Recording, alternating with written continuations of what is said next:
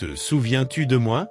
Le tir traversa l'air comme un éclair sec, et Matteo Valdés sentit la chaleur de la balle frôler son chapeau avant même d'entendre l'explosion. La poussière jaillit près de ses bottes tandis qu'il tirait brusquement sur les rênes pour faire pivoter son cheval vers la gauche. Les cris résonnaient dans toute la plaine, mêlés aux hennissements affolés des animaux et au bruit lointain des armes. Au milieu du chaos, Matteo aperçut quelque chose qui le figea. Une fillette d'accent grave pensait courait entre les chevaux, les yeux grands ouverts de terreur. Personne ne l'avait vue, excepté lui. Sans réfléchir, il lança son cheval et tendit le bras pour la sauver, alors que le monde autour d'eux semblait s'embraser. Avant de poursuivre cette histoire qui te touchera en plein cœur, j'aimerais savoir de quelle ville et de quel pays tu nous regardes. Écris-le dans les commentaires. Ça me fait toujours plaisir de voir jusqu'où voyagent ces récits.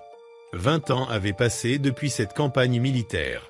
Matteo vivait désormais seul dans son ranch de Sonora, simple demeure de bois et d'adobe entourée de terres arides. Chaque nuit pourtant, avant de s'endormir, il revoyait le visage de la fillette apache qu'il avait sauvée, ses yeux sombres remplis de peur et de gratitude, et ce petit pendentif en turquoise qu'elle avait glissé dans sa main avant de disparaître. Il conservait ce bijou dans une boîte en bois près de son lit. Parfois il l'observait longuement, se demandant si l'enfant avait survécu, si elle avait grandi, si elle se souvenait de lui. Un après-midi, une grande nuée de poussière apparaît à l'horizon. Matteo pose sa tasse, prend son fusil et observe une caravane s'approcher. Une quinzaine de personnes, hommes et femmes, vêtus d'habits traditionnels apaches. À leur tête, une femme à la stature imposante, montée sur un cheval blanc. Ses yeux sombres fixaient Matteo avec une intensité presque déstabilisante. Elle se présenta, « Je m'appelle Anna.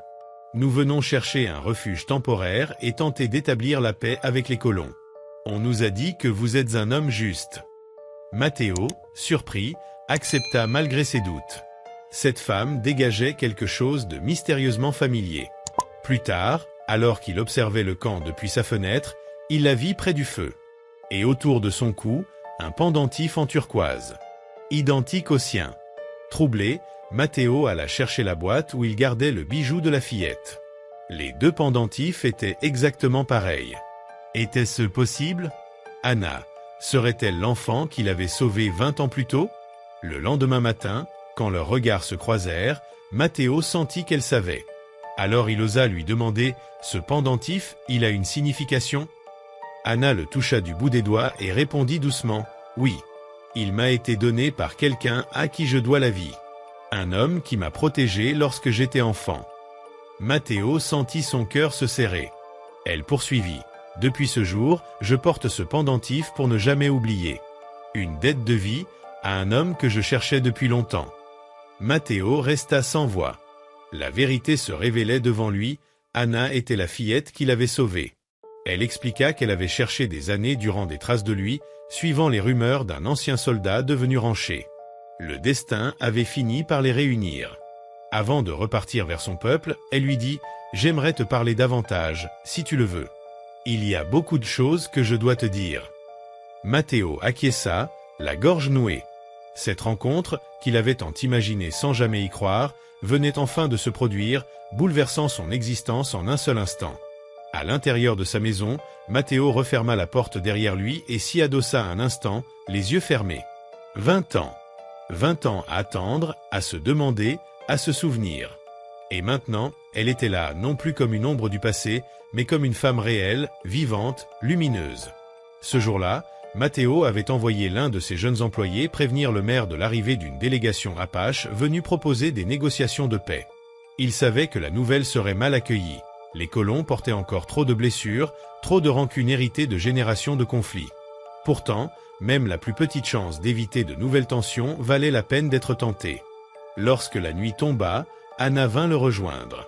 Matteo était assis sur le porche, observant les premières étoiles apparaître dans le ciel sombre. Elle s'assit près de lui sans un mot, et pendant un long moment, ils restèrent silencieux, profitant simplement de la tranquillité du soir. « Tu te rappelles de ce jour-là » demanda finalement Anna dans un murmure. « Chaque détail, » répondit Matteo. « C'est le jour qui a changé ma vie. Il a changé la mienne aussi. Tu m'as offert plus que la vie, Matteo. Tu m'as donné l'espoir.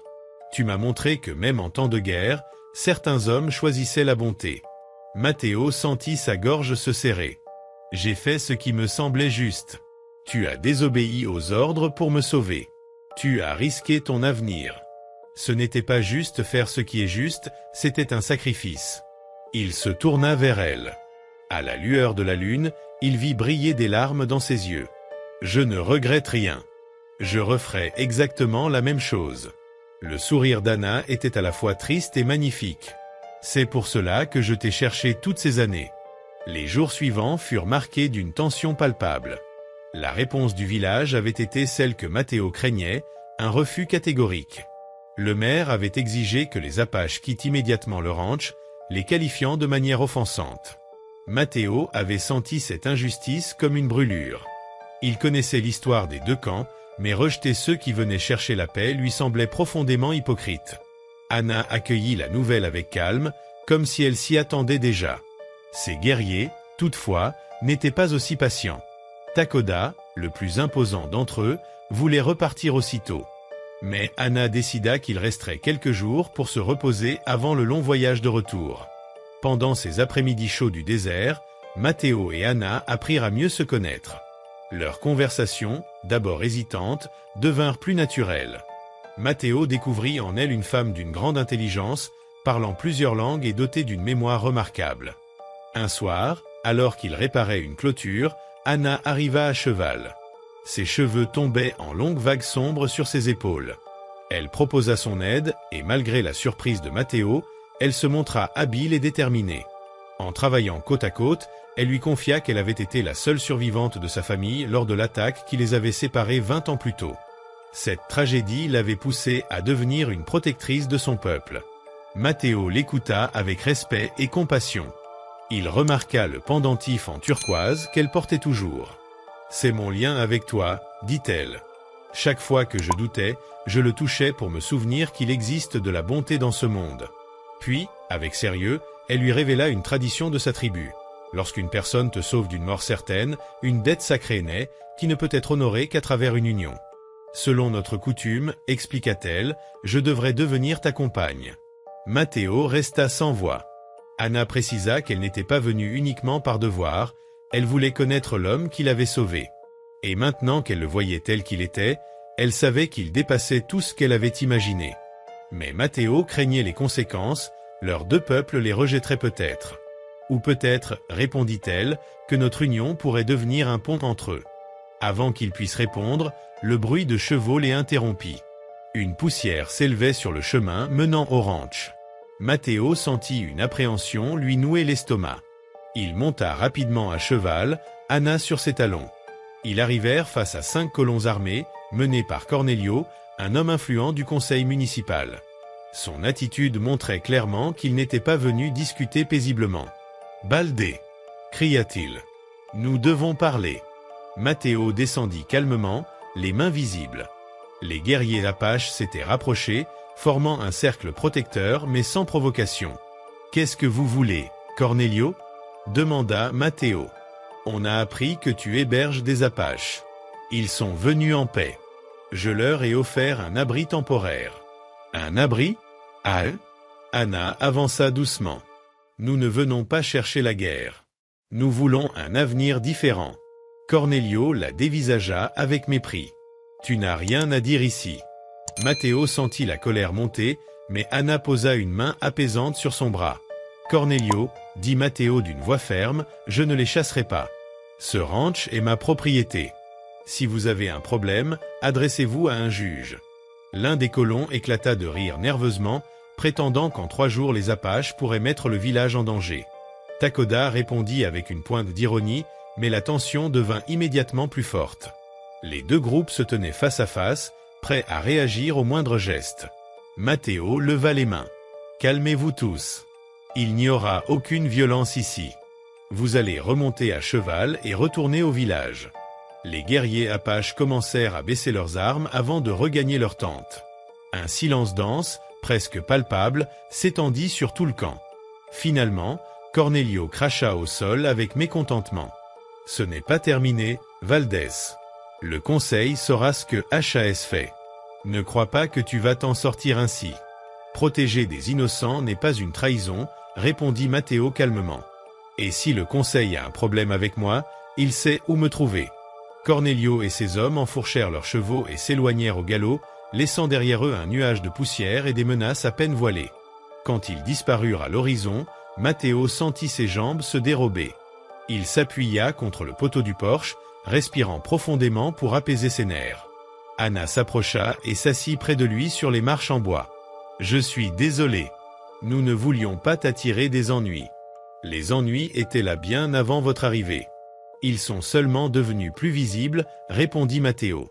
Cette nuit-là, lorsque tout le monde fut endormi, Anna et Matteo se retrouvèrent sous le ciel étoilé, comme ils en avaient pris l'habitude. Matteo avait étendu une couverture sur l'herbe sèche, et tous deux observaient les constellations brillant comme des diamants sur un fond de velours noir. Après un long silence, Anna demanda doucement. « Regrettes-tu un jour m'avoir sauvé ?» Surpris, Matteo se tourna vers elle. « Jamais. Pourquoi me demandes-tu ça ? Parce que ta vie aurait été plus simple sans moi. Tu aurais pu poursuivre ta carrière, fonder une famille dans ton village, vivre sans porter ce fardeau. Ma vie aurait été vide sans toi, répondit Matteo avec une sincérité qui le surprit lui-même. Peut-être qu'elle aurait été plus facile, mais elle n'aurait pas eu de sens. Tu m'as donné un but, une raison de croire que le monde peut être meilleur. » Les yeux d'Anna brillèrent. « Matteo, je ne suis pas venu seulement pour honorer une ancienne dette ou préserver la paix entre nos peuples. Je suis venu parce que je pense à toi depuis 20 ans. Ton souvenir est resté dans ma vie chaque jour. Et maintenant que je te connais enfin, je suis tombée amoureuse de l'homme réel. » Les paroles d'Anna flottèrent entre eux, puissantes et sincères. Matteo savait qu'il devait réfléchir aux conséquences, aux risques, à tout ce qu'il pourrait perdre. Mais sous ces étoiles infinies, rien de tout cela n'avait d'importance. « Moi aussi je suis tombé amoureux de toi », avoua-t-il doucement. « Je ne sais pas quand c'est arrivé, mais je sais que c'est vrai. Et ça me fait plus peur que tout ce que j'ai affronté. »« Pourquoi ?» demanda-t-elle en essuyant une larme. « Parce que t'aimer signifie défier beaucoup de choses. Cela peut nous mettre en danger. Et pourtant, je ne peux pas faire marche arrière. » Anna approcha son visage du sien. L'amour véritable est rarement simple. Mais c'est ce qui en fait sa valeur. Matteo caressa son visage avec tendresse. Elle ferma les yeux, se laissant aller à ce contact. Et dans ce moment suspendu, Matteo sut que rien ne comptait davantage qu'elle. Abonne-toi pour découvrir si Matteo et Anna réussiront à défier le destin qui tente de les séparer. Il se pencha vers elle, lui laissant le temps de reculer. Mais Anna resta immobile. Leurs lèvres se rencontrèrent finalement dans un baiser d'abord doux, puis plus profond, chargé de toute la passion retenue pendant des années. Quand ils se séparèrent, leurs fronts se touchèrent, leurs respirations se mélangeant. « Quoi qu'il arrive, je ne regretterai jamais ce que nous vivons, » murmura Matteo. « Moi non plus, promit Anna. Nous affronterons l'avenir ensemble. » Mais au même moment, dans le village, Cornélio rassemblait des hommes désireux de s'opposer violemment à la présence des Apaches. Une décision qui allait changer leur destin. À l'aube, Matteo, incapable de dormir, sortit prendre l'air. Au loin, il aperçut Anna parlant avec Takoda et 2 guerriers. Leur attitude tendue lui fit comprendre que quelque chose n'allait pas. Anna lui demanda alors de parler en privé. Dans l'abri du vieux hangar, elle déclara. Un de nos éclaireurs a entendu dire que des villageois prévoient une attaque cette nuit. Ils ont obtenu des armes. Cornélio mène le groupe. Matteo sentit son monde se fissurer. Ils ont vraiment l'intention de le faire? Oui. Ce ne sont pas de simples rumeurs. Matteo serra les poings. Je dois les arrêter. Je vais parler au shérif. Anna secoua la tête. Le shérif soutient Cornélio. Tu ne trouveras aucune aide de ce côté. Alors je parlerai à d'autres. Quelqu'un, quelque part, doit encore avoir un peu d'humanité. Elle posa ses mains sur ses bras. Nous pouvons partir. Être loin avant la nuit. Et fuir encore? Laisser des hommes décider de nos vies? Non, pas cette fois. Elle le regarda longuement. Alors je serai à tes côtés. Non, répondit Matteo fermement. Si vous restez, ils utiliseront votre présence comme prétexte. Je dois affronter cela seul. Anna ferma les yeux pour retenir ses émotions. Je ne veux pas te perdre. Il la serra contre lui. Je reviendrai. Je te le promets. Mais tous deux savaient que ce n'était qu'une promesse.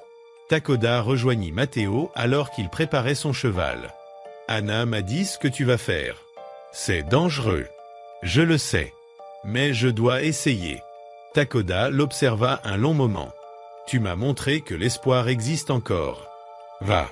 Et reviens vivant. » Ils se saluèrent d'une étreinte de guerrier, puis Mateo partit vers le village. Le village semblait étrangement silencieux. Mateo tenta de prévenir plusieurs habitants, mais on lui ferma systématiquement la porte au nez. Quand il alla voir le shérif, celui-ci affirma que Cornelio voulait seulement protéger la communauté, refusant toute discussion. Plus isolé que jamais, Mateo réalisa qu'il ne pouvait compter que sur sa propre détermination et sur l'amour qu'il voulait protéger coûte que coûte. Le message était clair, il était seul face à tout cela. Lorsque le soleil commença à descendre, Mateo retourna à son ranch, vaincu mais pas brisé. Ayana courut à sa rencontre dès qu'elle l'aperçut. « Qu'est-ce qui s'est passé? As-tu réussi à les arrêter ?» demanda-t-elle. « Non, » admit-il en descendant de cheval avec lassitude. « Personne ne veut t'écouter. Ils viendront ce soir, comme prévu. » Le visage d'Ayana pâlit. « Alors nous devons partir maintenant. Il reste assez de lumière pour nous éloigner. » Mateo secoua la tête. « Je ne te laisserai pas fuir comme si tu étais un animal traqué. C'est ma terre, et j'ai le droit de décider qui est le bienvenu. » Elle le supplia, les mains serrées dans les siennes. « Je ne peux pas te perdre.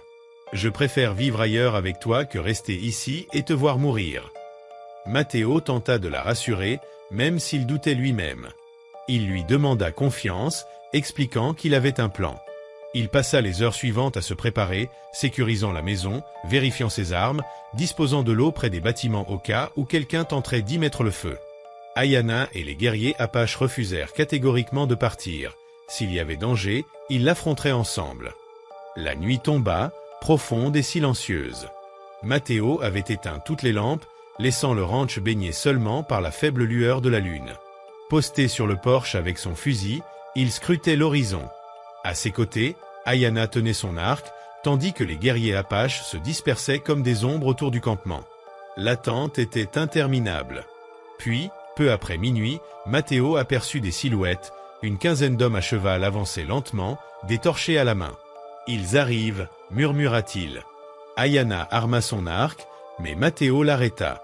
Il avança, levant son fusil pour montrer qu'il ne tirerait pas. « Cornelio, je sais que tu es là.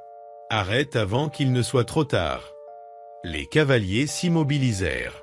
Cornelio s'avança et lui ordonna de s'écarter, affirmant qu'il ne voulait que les étrangers.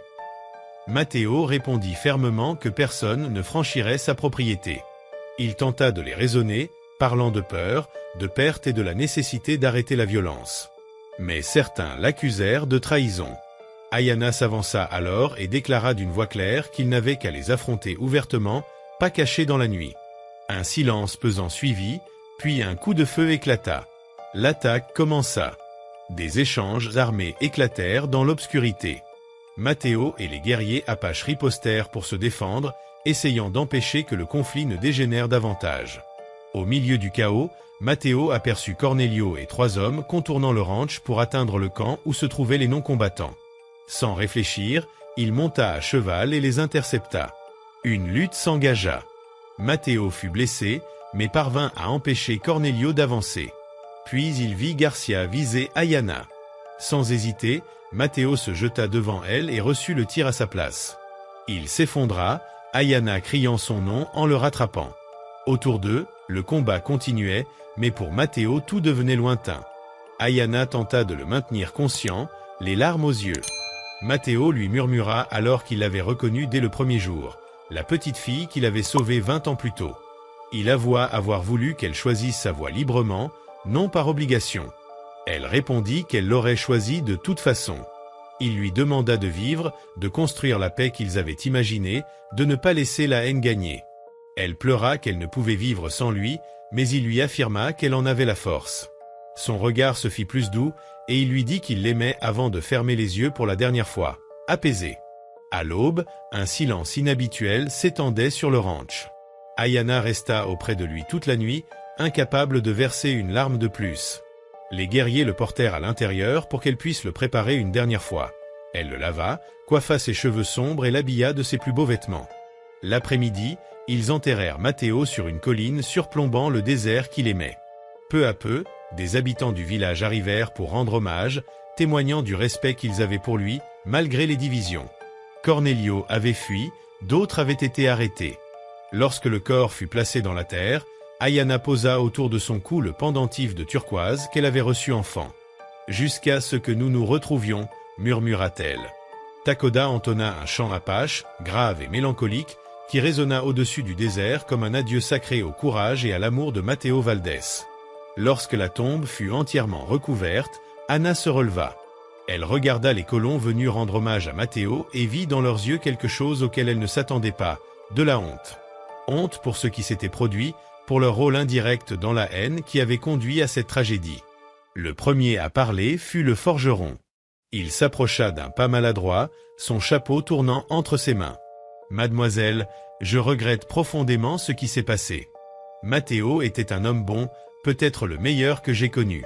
Et nous l'avons laissé tomber. » La propriétaire de la pension ajouta, la voix tremblante. « Nous avions tellement peur de ce que nous ne comprenions pas que nous sommes devenus des gens que nous ne voulions pas être. » Anna les observa, fatiguée mais sans hostilité. « Matteo est mort en croyant qu'il pouvait exister la paix entre nos peuples, dit-elle. Il est mort en pensant que cela valait la peine d'essayer. Si vous voulez vraiment honorer sa mémoire, prouvez qu'il ne s'est pas trompé. » Les mots d'Anna restèrent suspendus dans l'air, pénétrant le cœur de chacun comme des graines emportées par le vent. Anna resta au ranch, incapable de quitter l'endroit où elle avait connu ses derniers instants de bonheur. Elle s'occupa des chevaux de Matteo, répara les clôtures endommagées et se rendit chaque soir sur sa tombe. La nuit, elle dormait dans son lit, enveloppée dans ses couvertures qui portaient encore son parfum. Les colons commencèrent à venir régulièrement, apportant de la nourriture, offrant leur aide, et, surtout, présentant de véritables excuses. Le pharmacien avoua avoir vendu des munitions en sachant qu'elles seraient mal utilisées. La propriétaire de la pension confessa avoir propagé des rumeurs qui avaient alimenté la peur. Chaque aveu était une blessure rouverte pour mieux guérir. 6 semaines après l'enterrement, le shérif arriva au ranch. Anna l'accueillit avec froideur, se souvenant de son silence lors du drame. Il semblait avoir vieilli de 10 ans. « Je viens demander pardon pour ma lâcheté », dit-il en retirant son chapeau. « J'ai quitté mes fonctions. Je ne suis plus digne de ce badge. » Anna le regarda longuement. « Le pardon n'est pas quelque chose que je peux vous offrir facilement. Mais si vous souhaitez vraiment vous racheter, assurez-vous que la mort de Matteo ne soit pas vaine. Construisez le pont qu'il rêvait de voir naître entre nos peuples. »« Je le ferai, » répondit-il. « Je vous en donne ma parole. » Il tint promesse. L'ancien shérif devint l'un des plus fervents défenseurs de la paix, écrivant au gouverneur, parlant aux colons, exhortant chacun à tourner la page de la violence. 3 mois après la mort de Matteo, Anna monta sur la colline où il reposait. Elle portait un habit cérémoniel apache, décoré de perles et de plumes, et tenait des offrandes traditionnelles. Les anciens, les guerriers, et même des colons étaient venus assister à un événement jamais vu, l'union symbolique de 2 mondes. Anna s'agenouilla et parla en apache. Elle expliqua aux esprits qu'elle venait honorer une promesse ancienne, rejoindre symboliquement l'homme qui lui avait donné la vie puis l'amour. Un ancien traça des symboles sur son front avec de la peinture rouge et proclama « Les cieux sont témoins. La terre est témoin. Les ancêtres sont témoins. Cette femme et cet homme sont unis pour toujours, au-delà du temps. » Anna déposa alors un pendentif en turquoise dans une petite fosse, à la frontière entre le ranch de Matteo et les terres apaches. « Ce pendentif est notre pont entre 2 mondes, dit-elle. Qu'il rappelle que l'amour peut vaincre la haine et que la paix existe pour ceux qui ont le courage de la chercher. » Les colons et les apaches vinrent déposer leurs propres objets. Une petite ferrure, un crucifix, un flacon de médecine, une pointe de flèche, des graines sacrées, un tambour miniature. Peu à peu, l'endroit devint un sanctuaire, un symbole d'alliance. Les mois suivants, ce sanctuaire devint le lieu officiel des négociations. Malgré les tensions, on parvint à un accord. Le traité des Terres Rouges, garantissant respect mutuel, frontières souples et autonomie culturelle. Anna devint l'ambassadrice principale entre les 2 peuples. Elle voyageait, racontait l'histoire de Matteo, apaisait les conflits. Et lentement, les choses changèrent. Les échanges commerciaux devinrent équitables. Les familles circulèrent sans peur. Les enfants des deux peuples jouèrent ensemble. Anna ne se remaria jamais. Elle disait qu'elle avait déjà un époux. Le ranch devint un lieu de rencontre entre les deux peuples et un centre d'apprentissage communautaire. Les années passèrent, 5, 10, 20. Des familles mixtes naquirent, parlant espagnol et apache. Les cultures se mêlèrent avec respect. Anna vieillit, mais chaque soir elle montait la colline pour parler à Matteo. Un jour, une fillette au sang mêlé vint lui demander « Est-ce vrai que vous connaissez l'histoire du cow-boy et de la guerrière ?» Anna sourit et lui raconta tout. La rencontre, les années de séparation, l'amour inattendu, le sacrifice, la paix née de leur histoire. La fillette pleura. Ce n'est pas juste. Ils auraient dû rester ensemble. La vie n'est pas toujours juste, répondit Anna avec douceur. Mais parfois, les fins les plus tristes mènent aux plus beaux changements. Notre amour a construit un monde meilleur pour toi. Vous croyez qu'il serait fier? Oui, répondit-elle en regardant la colline. Je le sens chaque soir, comme une chaleur dans mon cœur. Les années passèrent encore. Un soir, sentant ses forces décliner, Anna monta une dernière fois sur la colline. Elle parla à Matteo comme toujours, lui racontant les progrès de ce monde qu'ils avaient rêvé ensemble. Puis elle s'allongea près de la tombe, sous les étoiles scintillantes, un sourire paisible sur les lèvres. Car elle savait que ce n'était pas la fin de son histoire, mais le début du chapitre où elle retrouverait enfin Matteo. Avec le temps, les familles montaient sur la colline pour raconter à leurs enfants. La légende du pendentif de turquoise. Celle du cow-boy qui sauva une enfant apache. De la guerrière qui transforma un sacrifice en paix. Et d'un amour si fort que même la mort ne put l'éteindre. Agitação é forçada a algum agente externo, campo elétrico, ou magnético, ou radiação, ou vibração mecânica, ou gradiente térmico, causando isso. Estratégias: remover ou modular a fonte, reduzir a amplitude ou frequência dela, dessintonizar a frequência de ressonância. Dessintonizar a frequência de ressonância seria uma boa se a gente entendesse a ressonância do bagulho perfeitamente. Introduzir defasagem, que é quebrar a coerência, tá. Opção 2. Reintroduzir dissipação, quebrar o regime não dissipativo. O comportamento que você descreve lembra sistemas próximos de regimes descritos pela teoria do não equilíbrio, onde a dissipação é suprimida. Possibilidades: aumentar o acoplamento com um banho térmico. Ah, filha, a galera vai dar TP, vai passar num banho de gelo, um banho de lava, um banho de água em temperatura ambiente, um banho de cubrânia. Mano, vai... Tá, vamos lá.